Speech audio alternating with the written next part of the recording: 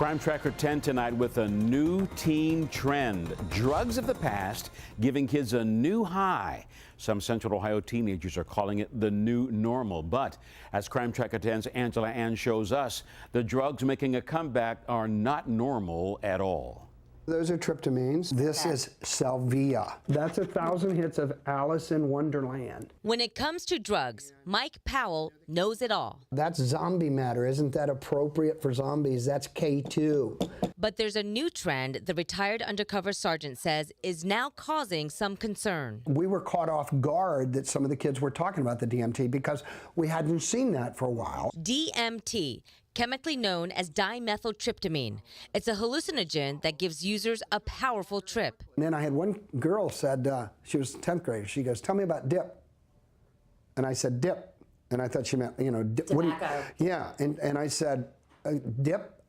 She goes, "Yeah, like DIPT," which then I knew because it's diisopropyltryptamine. Sergeant Powell says the two hallucinogens can be compared to LSD of days gone by. And local bands like Cat Turtle, with members from Dublin, New Albany, and Bexley, say they're also hearing these drug names while playing gigs. I have heard of DMT. I know tons of kids who are really into DMT. It's concerning for sure, just seeing drug use continue to rise. It's becoming like more and more common, especially in the summertime because kids are bored, so they're looking for something to do. And drugs are something to do. That rise in use is an even bigger concern to doctors at Nationwide Children's Hospital's Poison Control Center. Dr. Marcel Cassavant says it is tough figuring out which chemicals have been synthetically altered to make these drugs new and trendy. Many of these children need to be in the intensive care unit, sometimes on a ventilator or breathing machine for several days. Sometimes takes a number of different drugs to control their agitation, to stop the seizures, to treat their blood pressure and heart rate.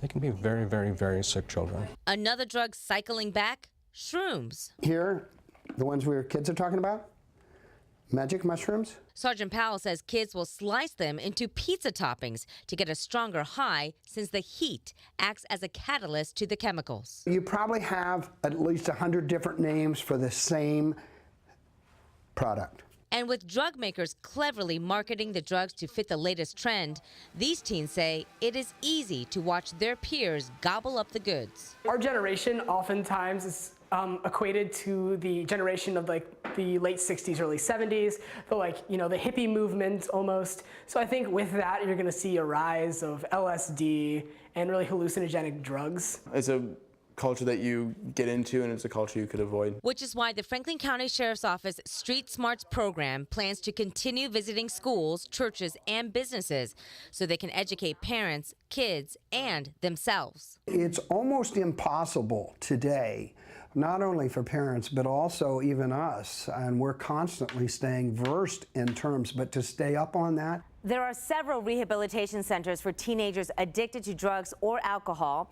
At Maryhaven in Columbus, the director tells me if parents suspect anything at all, don't let go of that suspicion. Get your child help before it's too late. For Crime Tracker 10, I'm Angela Ann. If you want to learn more about drug prevention and the Street Smarts program with the Sheriff's Office, just go to Angela's Web Extra online at 10tv.com/Crime Tracker 10.